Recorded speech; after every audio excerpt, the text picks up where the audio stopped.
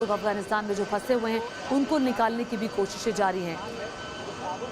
पिछले रविवार को काबुल पर तालिबानियों का कब्जा हुआ था, उसके बाद से हालात अफगानिस्तान में बहुत खराब होते जा रहे हैं। मधुरेंद्र लगातार इंडियन एयरबेस से हमारे साथ मौजूद हैं। मधुरेंद्र, जरा बताइए इस वक्त वहां पर क्या चल रहा है, कितनी राहत महसूस कर रहे हैं ये लोग जो पहुंचे हैं? शुरू के रहने वाले हैं, लेकिन अब एक साल आते जाते थे। किस उद्देश्य से आप गए थे और कैसे वहाँ तालिबान के शासन में फंसे जब वहाँ तक था? तालिबान जो है, तालिबान ने एकदम अपना रोला मचाया। तालिबान ने ऐसे किया, खराबियाँ की तालिबान ने। आप कहाँ पे थे और क्या काम कर रहे गुरुद्वारा साहब में थे। गुरुद्वारा साहब। आप साहब? गुरुद्वारा साहब। तो आप कब से अफगानिस्तान में थे, किस गुरुद्वारे में थे वहाँ के? सर हमारा जम्पल ही वहाँ का कातेपुरा गुरुद्वारा साहब। वहाँ पर क्या काम आप कर रहे थे? और गुरुद्वारे की सेवा में। हाँ जी। तो वहाँ पर जब तालिबान आकर पूरा इलाका कब्जा कर लिया, फिर आप लोगों की स्थिति क्या रही, कैसे वहाँ से निकले, कैसे यहाँ फिर वापस भारत? कहा नहीं ऐसी को बात, उन्होंने कुछ कहा ही नहीं। मैं बाकी माहौल ख़राब है ज़्यादा। किस तरह से तालिबान के कब्जे के बाद आपका दिल धड़कने लगा, घर वापसी की, वतन वापसी की? माहौल बहुत ज़्यादा ख़राब हो गया, धड़कना तो दिल था।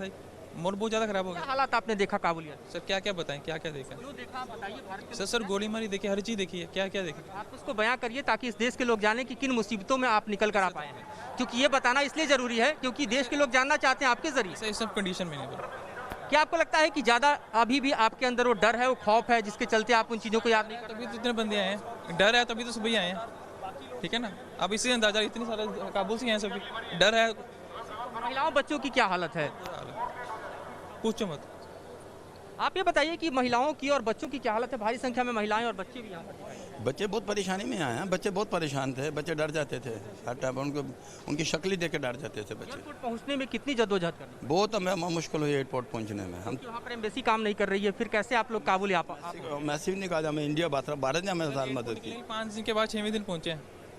हाँ 6वें दिन, 5 दिन एयरपोर्ट लगाते लेते हो।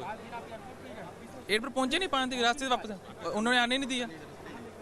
उन्होंने एयरपोर्ट पर कब्जा किया हुआ पूरा। तो ये जो लोग अपनी मुश्किलें और ख़ास तौर पे अपनी हम कह सकते हैं कि स्थितियों को बयां कर रहे हैं, या हम आपको ऐसे लोगों को दिखा रहे हैं और तमाम ऐसे लोग जो कि यहाँ पर हैं।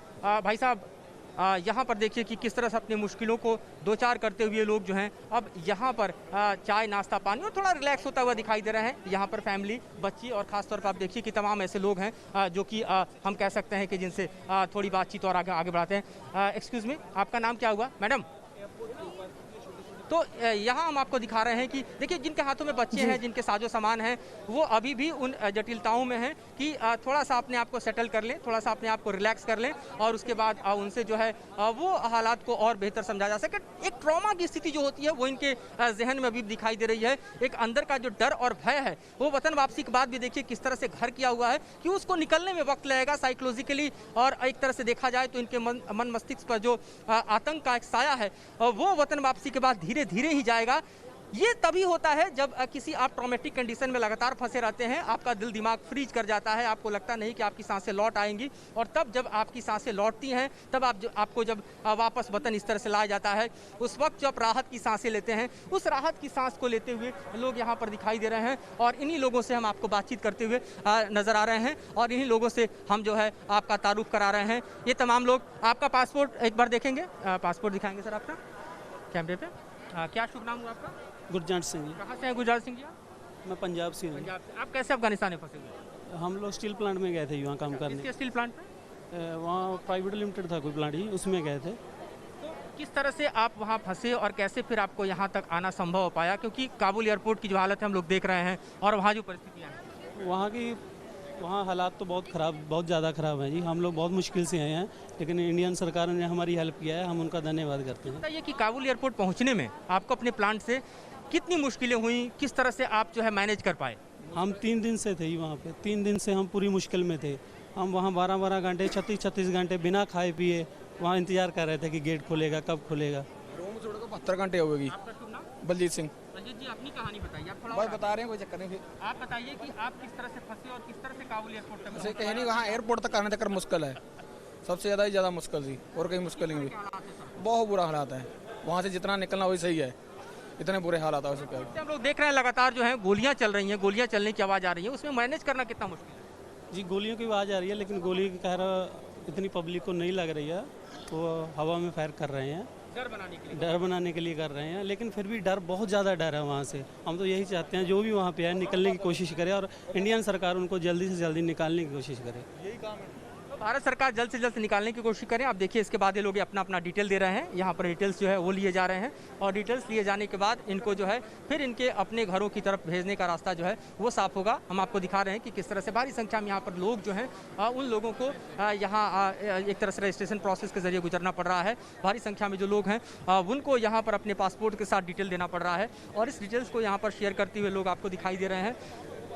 थोड़ी राहत और अभी भी इनके चेहरे पर थोड़ी वेदना, दोनों का जो साझा भाव है मैं देख पा रहा हूं और बता रहा हूं कि किस तरह से यहाँ इनके अंदर जो तालिबान का डर है, खौफ है, जो इन लोगों ने जिया है, जो इन लोगों ने जूझा है।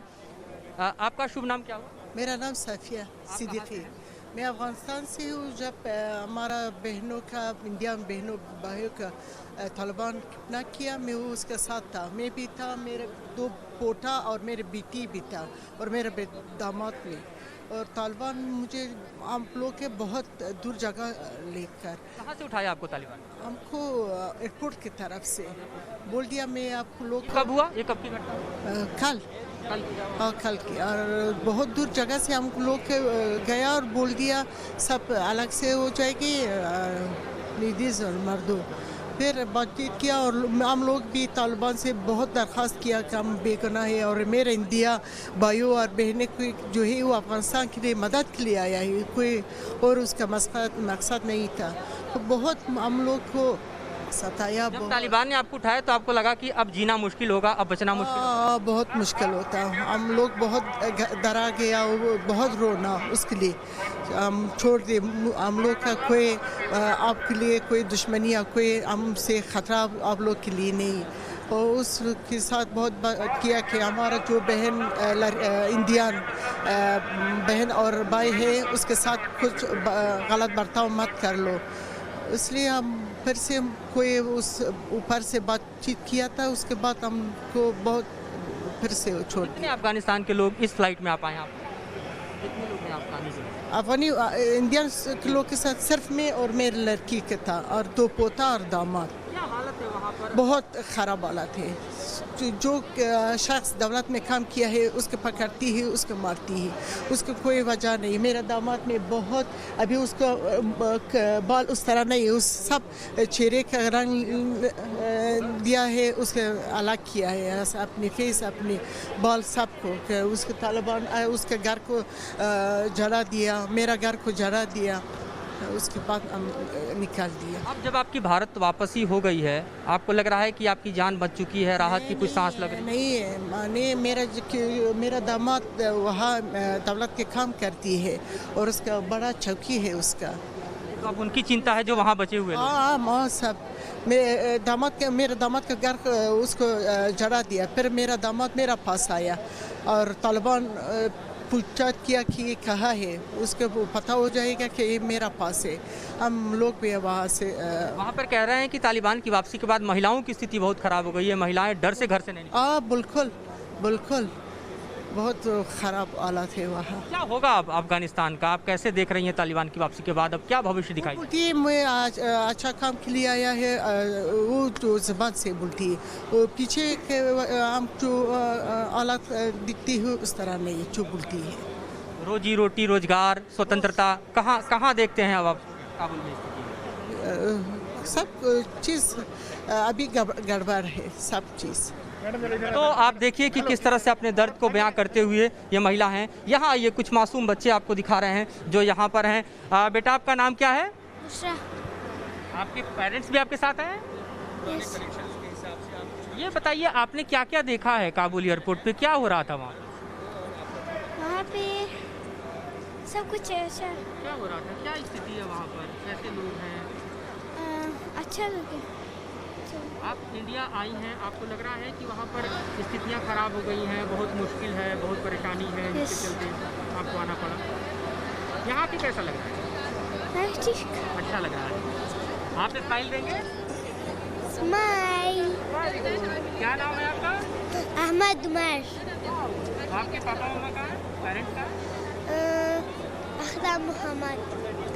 तो तो ये देखिए, ये बच्चे हैं, मासूम बच्चे हैं जिनको मैं दिखा रहा हूं और इनकी मुस्कान आपसे साझा कर रहा हूं। इन बच्चों की मुस्कान जो वापस भारत में लौटी है, इन मुस्कान को देखकर, इनके स्माइल्स को देखकर आप सहज अंदाजा लगा सकते हैं कि खौफ से निकलने के बाद और तालिबान के आतंक से निकलने के बाद किस तरह से भारत की ज़मीन पर लौटे अफगानी लोग भी राहत की सांस ले रहे हैं। भारतीय तो ले ही रहे हैं वतन वापसी के साथ साथ, लेकिन इस पूरे ही क्रू में जो अफगान के लोग वापस आए हैं वो भी अपने जज्बात का इजहार कर रहे हैं, वो भी राहत की सांस ले रहे हैं। और देखिए कि किस तरह से एक तरफ ये समूचा जो लोगों का काफिला है वो अपने रजिस्ट्रेशन के प्रोसेस से भी गुजर रहा है। सामने अधिकारी बैठे हुए हैं जो डिटेल्स नोट डाउन कर रहे हैं ताकि जो भारतीय हैं उन्हें उनके घर की तरफ जाने का रास्ता जो है वो क्लियरेंस दिया जा सके। और साथ ही आप देखिए कि किस तरह से जो अफगानी नागरिक यहाँ पर हैं उनकी स्थितियों को हम आपसे साझा कर रहे हैं।